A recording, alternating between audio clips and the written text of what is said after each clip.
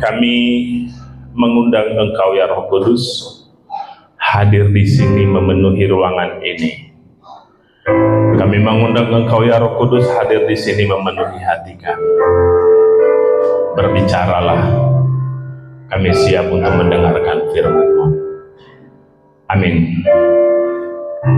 Shalom.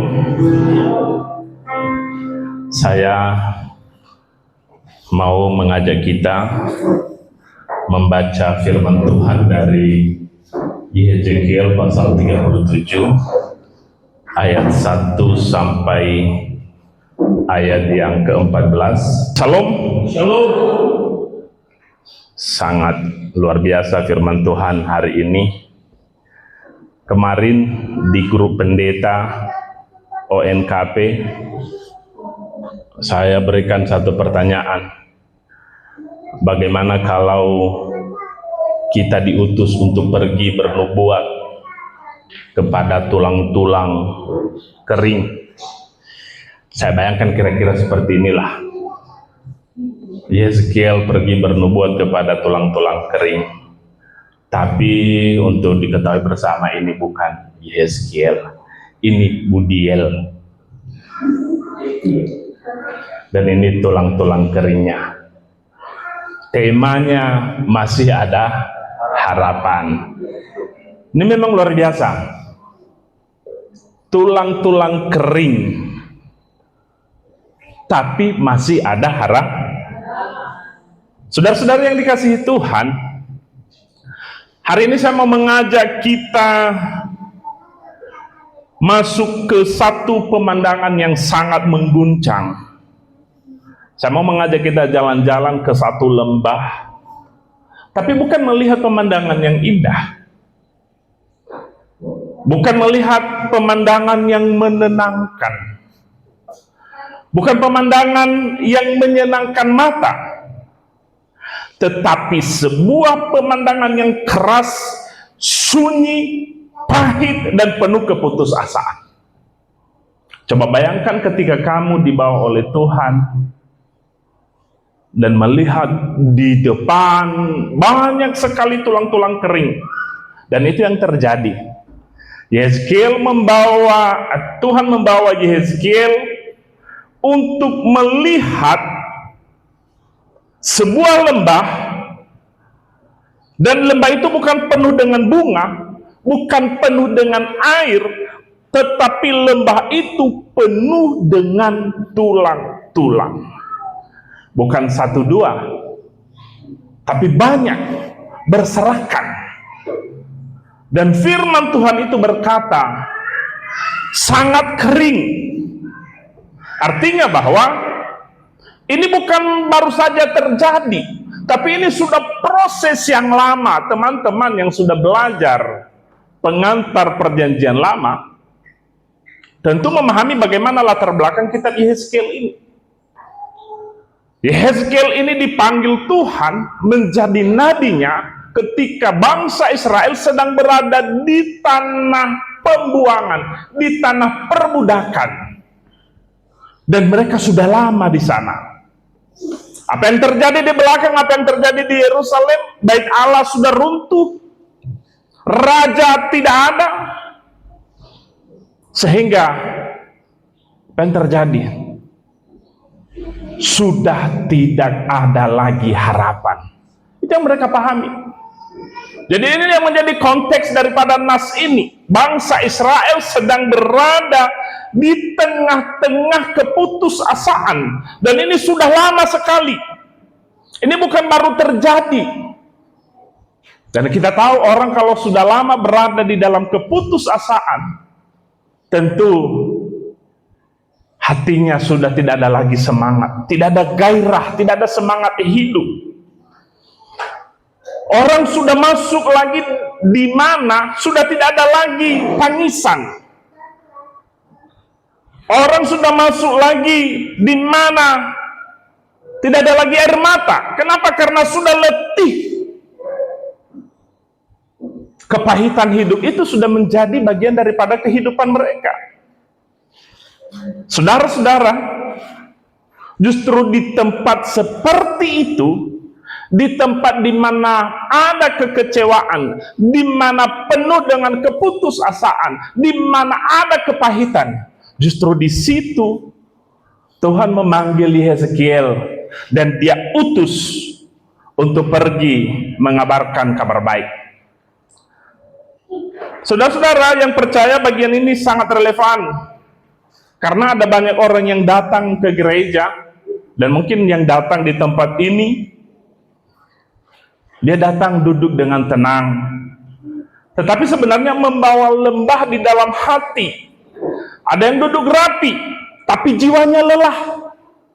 Ada yang masih tersenyum, tetapi hatinya sudah lama kering. Ada yang masih melayani, tetapi diam-diam sedang berjuang mempertahankan pengharapan. Ada yang masih bernyanyi, tapi sebenarnya sedang bertanya dalam hati, Tuhan, apa masih bisa berubah? Tuhan, apa masih ada harapan? Tuhan, apakah bagian hidupku yang mati ini masih bisa hidup lagi? Dan firman Tuhan hari ini menjawab, masih bisa, masih ada harapan. Bukan karena kita kuat, bukan karena situasi itu mudah, bukan karena semuanya masuk akal, tetapi hanya karena Tuhan itu masih Tuhan. Amin. Tuhan itu masih Tuhan, dan dia Tuhan yang maha pengasih, dia Tuhan yang maha penyayang. Hari ini saya mengajak kita untuk melihat 3 kebenaran besar dalam bagian hidup kita. Yang pertama, bahwa Tuhan melihat keadaan kita yang sebenarnya. Kita baca sama-sama. Tuhan melihat keadaan kita yang sebenarnya. Teman-teman, ayat pertama berkata bahwa tangan Tuhan meliputi Yeskiel, dan roh Tuhan membawa dia keluar dan menempatkannya di tengah-tengah lembah. Ini perhatikan baik-baik. Tuhan tidak menaruh Yeskiel di pinggir lembah agar dia melihat dari jauh. Tuhan tidak menyuruh dia untuk berdiri jauh agar dia melihat lembah itu dari jauh. Tapi di sini Tuhan menempatkan dia di mana? Di tengah-tengah lembah itu. Mengapa? Karena Tuhan mau Yeskiel melihat kenyataan yang sebenarnya. Kita ingin pemulihan, tapi kadang kita tidak mau jujur tentang kerusakan. Kita ingin Tuhan menolong, tetapi kita menutup luka. Kita ingin Tuhan bekerja, tapi kita masih sibuk berpura-pura bahwa semuanya baik-baik saja. Teman-teman, saudara-saudara yang dikasihi Tuhan, Tuhan tidak bekerja di atas kepalsuan. Tuhan bekerja di atas kejujuran. Yeskiel, dia dibawa berkeliling, dia melihat tulang-tulang itu dekat sekali. Dia melihat jumlahnya, dia melihat keadaannya, dan Alkitab berkata bagaimana keadaan tulang-tulang itu. Amat banyak dan amat kering. Banyak sekali dan kering. Saudara, itu bukan sekadar gambaran kematian. Itu gambaran kematian yang total. Tidak ada denyut, tidak ada gerak, tidak ada tanda-tanda kehidupan, tidak ada dasar bagi optimisme manusia. Dan mungkin ada hari ini di antara kita yang berkata, itu mirip hidup saya. Mungkin bukan tubuhmu yang mati, tapi semangatmu. Mungkin bukan keluargamu yang hancur, tapi kehangatannya yang sudah lama hilang. Mungkin bukan pelayananmu yang berhenti, tetapi sukacitamu yang sudah kering. Mungkin bukan imanmu yang hilang sepenuhnya, tapi apinya sudah hampir padam. Saudara dengar baik-baik. Tuhan tidak takut melihat bagian hidup yang paling rusak. Kita takut. Kita sering takut kalau Tuhan melihat terlalu dekat. Kadang kita menutup diri, tidak mau terbuka di hadapan Tuhan. Kita menutupi luka-luka kita. Kita takut karena kita tahu betapa keringnya jiwa kita. Kita takut karena kita tahu ada area hidup yang belum pulih-pulih. Tapi di Hezkiel 37 justru Tuhan sendiri yang membawa nabinya masuk ke tempat yang paling mati itu. Apa artinya, Bapak Ibu? Artinya lembahmu tidak membuat Tuhan mundur. Kekeringanmu tidak membuat Tuhan jijik. Kerusakanmu tidak membuat Tuhan berkata, sudah terlambat. Tapi apa yang dikatakan oleh Tuhan kepada Yeskel? Hai anak manusia, dapatkah tulang-tulang ini hidup? Hai anak manusia, dapatkah tulang-tulang ini hidup? Pertanyaan ini sangat tajam. Secara manusia jawabannya jelas. Tidak mungkin. Sudah tidak ada lagi harapan. Tulang-tulang tidak bisa hidup. Yang hancur tidak bisa pulih. Yang mati tidak bisa bangkit. Tapi apa yang dikatakan Yeskel kepada Allah? Ya Tuhan Allah, Engkaulah yang mengetahui. Saya suka jawaban itu. Karena itu jawaban orang beriman yang jujur. Dia tidak sok kuat. Dia tidak pura-pura tahu. Dia tidak berusaha kelihatan hebat. Dia hanya berkata, Tuhan saya tidak tahu. Tetapi Engkau tahu. Saudara, terkadang iman bukan berkata saya paham semuanya. Tapi berkata, Tuhan saya tidak paham. Tapi saya percaya Engkau masih berkuasa. Amin. Jujur di hadapan Tuhan, saya tidak paham. Tapi saya percaya Engkau tetap berkuasa. Mungkin hari ini saudara tidak tahu bagaimana Tuhan akan memulihkan kehidupanmu. Mungkin saudara tidak tahu bagaimana Tuhan akan mengangkatmu dari kelelahan batin. Mungkin saudara tidak tahu bagaimana Tuhan akan menolong kehidupanmu, pekerjaanmu, pelayananmu, atau masa depanmu. Tidak apa-apa. Kita tidak harus tahu semua jawabannya. Tetapi kita harus tahu kepada siapa kita datang.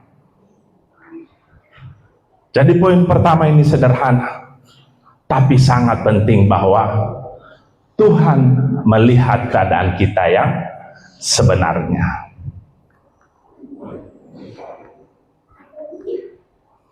Yang kedua kita baca sama-sama. Firman Tuhan mulai menata kembali yang sudah hancur. Setelah itu Tuhan berkata kepada Yeskel, bernubuatlah kepada tulang-tulang ini. Ini Bapak Ibu, secara logika ini aneh. Saya sebagai pendeta, sebagai hamba Tuhan, kalau disuruh bernubuat kepada tulang-tulang, saya pasti akan menolaknya. Saya bilang, Tuhan, bagaimana mungkin saya menyampaikan kabar baik kepada tulang-tulang yang sudah tidak ada lagi harapan? Bagaimana mungkin kita berbicara kepada orang hidup? Mungkin masuk akal. Tapi berbicara kepada orang yang masih atau yang sudah tidak ada lagi harapan, kepada tulang-tulang apa gunanya? Tapi justru disitulah letak kuasa firman Tuhan. Firman Tuhan tidak dibatasi oleh keadaan objeknya. Firman Tuhan tidak menjadi lemah hanya karena yang dihadapinya sudah mati. Tuhan berkata, hai tulang-tulang kering, dengarlah firman Tuhan. Perhatikan, Yang disuruh mendengar adalah tulang-tulang kering. Sesuatu hal yang mustahil. Tapi firman Tuhan atau Tuhan berkata, yang mati pun tidak berhak tetap diam. Ini sebenarnya memberikan kita semangat baru. Kadang kan kita merasa ketika kita menyampaikan kebenaran firman Tuhan, kita mungkin berkata dalam hati, apakah mereka akan mendengar? Apakah firman ini akan membawa perubahan? Kadang kita merasa kecewa. Kita sudah berbicara atas nama Tuhan, kita sudah menyampaikan kebenaran firman Tuhan, tapi seakan-akan tidak ada perubahan. Di sini sebenarnya satu keyakinan kita. Kita diingatkan dan kita dikuatkan bahwa kekuatan firman Tuhan itu, firman Tuhan masuk ke tempat yang tidak mungkin dijangkau oleh kekuatan manusia. Firman Tuhan itu masuk ke ruang yang sudah lama tertutup. Firman Tuhan masuk ke area yang kita pikir sudah selesai. Mungkin selama ini kita terlalu bergantung pada hal lain, pada kekuatan diri, pada strategi. Bagaimana strategi misi kita sudah belajar 3 saja, pedoman 1, dan apalagi DMM. Sudah banyak sekali teori dan metode yang kita tahu dan sudah kita praktekkan. Sudah banyak pengalaman-pengalaman kita. Bahkan mungkin kita bisa menyentuh emosi orang. Tapi Yeskiel 37 memperingatkan kita bahwa pemulihan dimulai saat firman Tuhan dilepaskan. Amin. Firman Tuhan yang telah dilepaskan itu tidak akan kembali dengan sia-sia.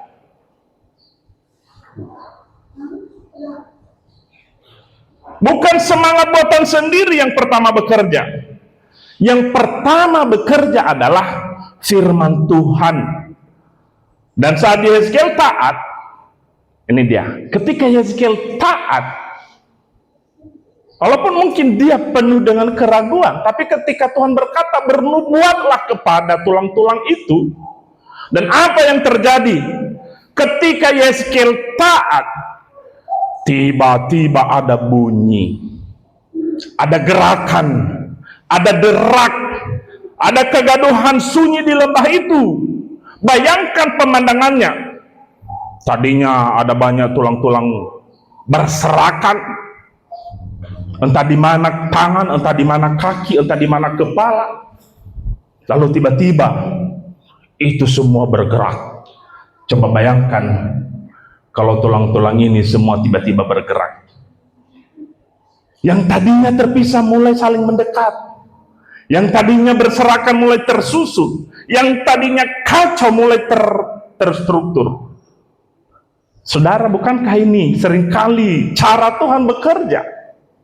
Sesuatu hal yang tidak mungkin. Tapi ternyata itu yang terjadi. Tuhan tidak selalu mulai dari hasil akhir.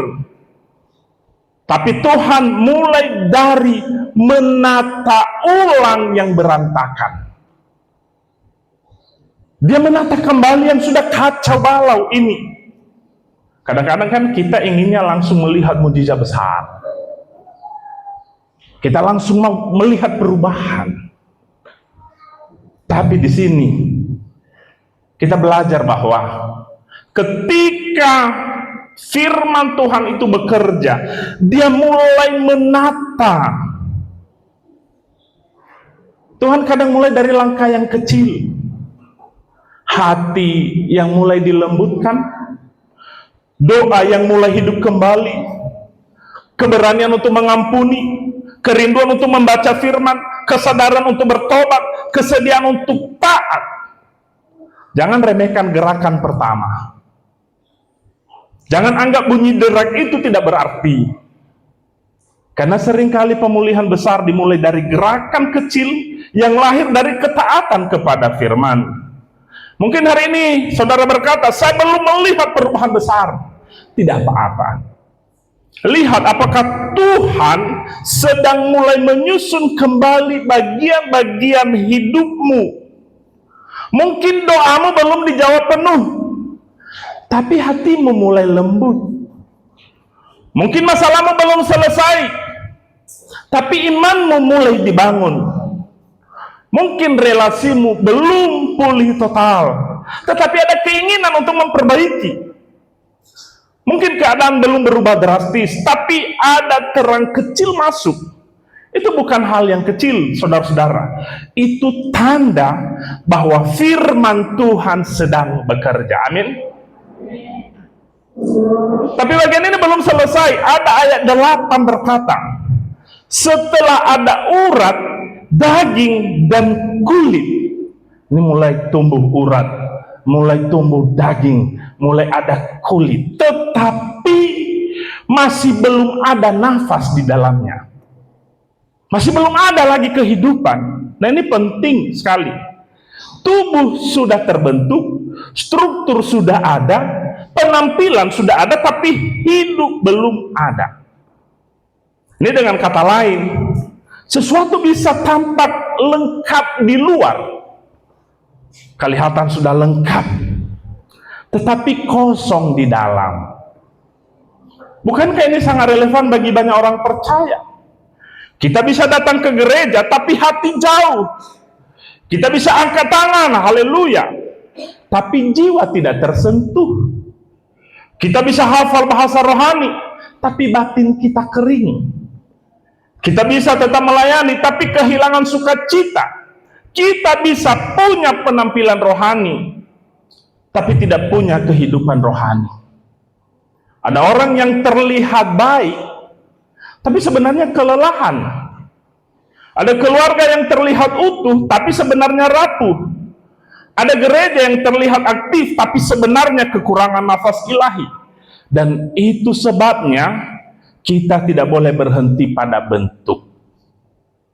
Tidak boleh berhenti pada struktur. Tuhan tidak ingin kita hanya punya kulit. Tuhan tidak ingin kita hanya punya kerangka aktivitas. Tuhan tidak ingin kita hanya punya kebiasaan agama. Tuhan mau memberi kehidupan yang sejati. 3, kita baca sama-sama. Roh Tuhan memberi hidup baru dan masa depan. Ini yang menarik. Setelah tadi terbentuk, struktur sudah kelihatan, penampilan, tapi masih belum ada nafas kehidupan, belum ada kehidupan. Lalu apa yang dikatakan Tuhan kepada Yeskiel? Bernubuatlah kepada nafas hidup itu. Datanglah dari keempat penjuru angin, hai nafas hidup, dan berhembuslah ke dalam orang-orang yang terbunuh ini, supaya mereka hidup kembali. Saudara-saudara, ini bagian yang sangat kuat. Karena sekarang yang kita butuhkan bukan lagi susunan. Yang kita butuhkan bukan lagi struktur. Yang kita butuhkan bukan lagi penampilan. Tapi yang dibutuhkan adalah nafas. Yang dibutuhkan adalah roh. Yang dibutuhkan adalah sentuhan Allah yang memberi hidup. Firman berkata, firman menata, roh menghidupkan. Kita butuh keduanya. Kita butuh kebenaran Tuhan dan kita butuh roh Tuhan. Kita butuh firman Tuhan yang murni dan kita butuh hadirat yang menghidupkan. Lalu apa yang dilakukan oleh Hezekiel? Dia taat. Nafas itu masuk dan mereka hidup. Mereka berdiri dan mereka menjadi tentara yang sangat besar.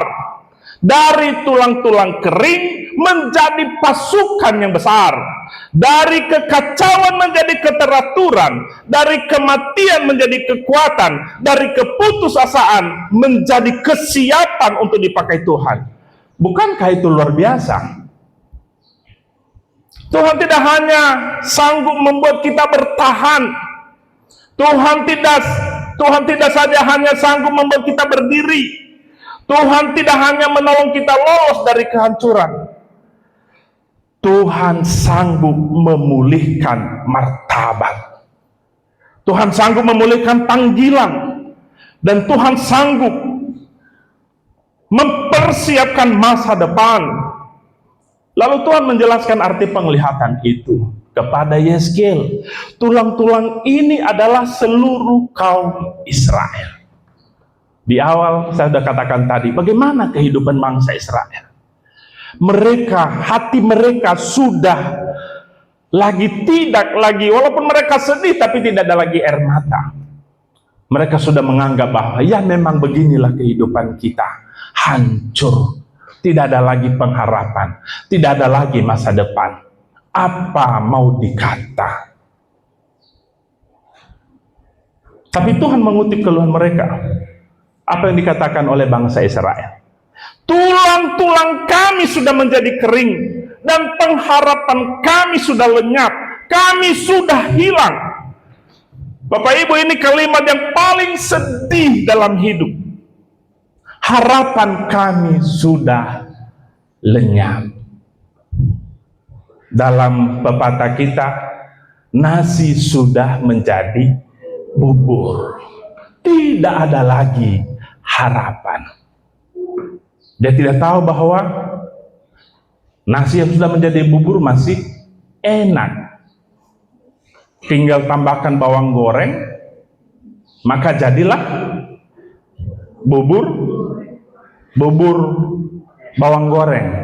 Apalagi kalau ditambah dengan cubitan-cubitan daging ayam, jadilah bubur ayam. Semua masih bisa dimanfaatkan. Saudara, saat harapan hilang, semuanya ikut melemah. Saat harapan hilang, semuanya ikut melemah. Hai anak-anak mahasiswa, terlebih yang sedang menyusun skripsi. Kemarin ketua panitia saya lihat mengedarkan angket. Angket tentang apa kemarin? Formulir Google Form, bukan angket. Judulnya adalah calon wisuda. Berarti banyak yang belum mengisi kalau begitu. Calon sebenarnya di situ ada harapan bahwa kamu menjadi calon wisudawan. Feby, Firwan, kamu sudah mendaftar belum? Belum masuk? Aduh, kok bisa tidak masuk? Saya aja yang bukan calon wisudawan sudah melihat itu. Jangan-jangan memang kamu sudah lihat, tapi kamu scroll aja karena kamu merasa itu tidak penting. Saya aja kemarin hampir mengisi, tapi saya bilang, saya akan isi di AKN. Ada harapan bahwa saya akan menjadi mahasiswa yang diwisu. Dengan harapan itu yang menyemangati kita. Oke, besok saya akan ganggu Ibu Erlina. Besok saya akan ganggu Pak Ar. Pak, ini bab 4 saya sudah siap judulnya. Minimal kan?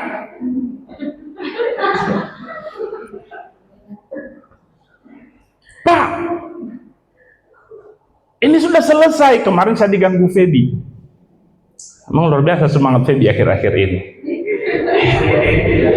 Kemarin apa yang kamu ganggu itu, Feby? Dia sudah mempersiapkan banyak sekali pertanyaan. Pak, tolong ini divalidasi. Saya bilang, saya harus baca baik-baik. Tidak semudah itu. Kan? Harus ada syarat-syaratnya. Jadi kalau harapan hilang, orang mulai hidup itu hanya sekedar bertahan. Saya percaya ada orang yang tidak mengucapkannya dengan mulut, tapi hatinya berkata, harapanku tentang keluargaku mulai hilang. Harapanku tentang masa depanku mulai hilang. Harapanku tentang pelayananku mulai hilang. Harapanku tentang diriku sendiri mulai hilang. Dan kepada orang-orang seperti itulah Tuhan berbicara. Tuhan tidak menghardik mereka. Tuhan tidak mempermalukan mereka. Tuhan tidak berkata, mengapa kamu lemah? Tapi apa yang terjadi? Tuhan memberikan janji-janji agar semangat kembali tumbuh. Aku akan membuka kubur-kuburmu. Aku akan membawa kamu keluar. Aku akan memberi rohku ke dalammu. Aku akan menempatkan kamu di tanahmu. Perhatikan, Tuhan tidak hanya berkata, aku akan menghiburmu. Tidak. Tapi Tuhan berkata, aku bertindak. Ini inti dalam bentuk bayangan perjanjian lama. Allah tidak tinggal diam terhadap umatnya yang mati harapan. Allah turun tangan, Allah berfirman, Allah menghidupkan. Saudara-saudara, mungkin hari ini ada di bagian hidupmu yang terasa seperti kubur, tertutup, gelap, pengap, diam, tidak bergerak. Tapi Tuhan berkata, aku akan membuka kubur-kuburmu. Artinya kubur bukan kata terakhir, kematian bukan penutup terakhir, kekeringan bukan identitas terakhir, keputusasaan bukan akhir dari cerita. Karena Tuhan sudah berbicara, maka cerita akhirnya itu ada di tangan Tuhan. Amin. Jangan pernah merasa, oh sudah bab terakhir ini, sudah penutup. Tidak. Tulang-tulang kering yang sudah tidak ada lagi harapan. Ketika firman Tuhan itu berbicara, tulang-tulang ini akan hidup kembali. Teman-teman yang dikasihi Tuhan, saya ingin mengajak kita hari ini dengan sangat pribadi bertanya dalam hati, bagian mana dari hidup saya yang seperti tulang kering? Apakah kehidupan doamu? Apakah gairah rohanimu? Apakah relasimu dengan keluarga? Apakah semangat melayani? Apakah harapan tentang masa depan? Apa hatimu sudah mulai merasa lama lelah? Lihat bagian mana yang hidupmu seperti tidak ada lagi pengharapan. Apakah masih percaya Tuhan bisa bekerja di situ? Bukan percaya pada kekuatan diri, bukan percaya pada keadaan, tapi percaya pada Tuhan yang sama, yang membawa Yezkiel ke lembah dan berkata, ini masih bisa hidup. Amin. Dan respon kita seharusnya, kita harus jujur di hadapan Tuhan. Jangan sembunyikan lembahmu, jangan poles tulang keringmu supaya kelihatan bagus. Datang padanya dan berkata, Tuhan ini aku, Tuhan ini area hidupku yang mati, Tuhan aku lelah, aku kering, Tuhan aku butuh Engkau. Bagian terakhir saya mau mengajak kita membaca bersama-sama. 1, 2, 3 ya. Tidak ada keadaan yang terlalu mati bagi Tuhan ketika firman-Nya diberitakan dan Roh-Nya bekerja. Hidup yang hancur dapat dipulihkan kembali. Tuhan Yesus memberkati. Kita berdoa. Kami bersyukur Bapa untuk firman-Mu yang mengingatkan kami bahwa masih ada harapan. Sungguh masa depan itu sungguh ada. Dan firman Tuhan itu memberikan kekuatan. Dan Tuhan mau agar kami pulih, hidup kembali. Pengharapan kami hanya di dalam Tuhan saja. Terima kasih Bapa. Inilah doa kami, inilah kehidupan kami. Dalam nama Yesus kami berdoa. Amin.